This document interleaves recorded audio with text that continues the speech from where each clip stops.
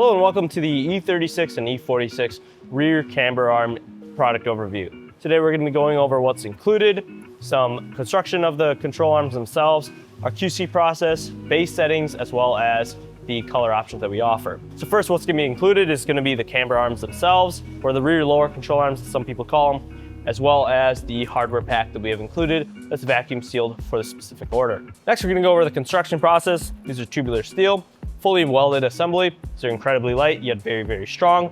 You'll notice over here we have a female rod end. This makes it so it's further away from the subframe, so you have access to this adjuster that's super, super easy and very convenient for you to adjust if you want to adjust your camber and caster without having to take the subframe off or buying any special equipment in order to install these. Next, we're going to go over the QC process. The QC process on these is relatively straightforward.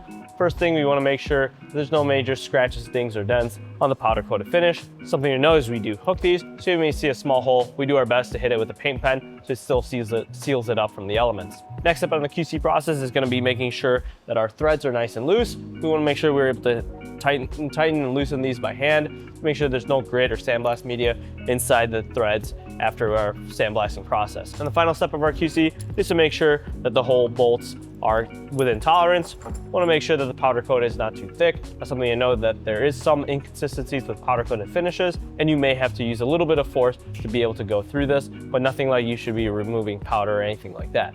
Next, we're going to go over the base settings. For the base settings, we do recommend about 1/4 inch of threads exposed past the jam nut. So here we're going to go ahead and loosen the threads a little bit, and here you can see we have about 1/4 inch of thread on each side past the jam nut. This will get you a rough base settings until you get yourself to a proper alignment shop that can do a professional alignment, depending if you're street driving it, track driving it, or drift driving it. And finally, we're going to go over color options. This is a beautiful metallic red that this customer opted for. We do have a ton of other color options available. If you're interested in that video, take a look up there for that video on our color options. And for a full install video, take a look down here to see this get installed on an E36. If you have any other questions or concerns, give us a call or shoot us an email. Thanks for watching.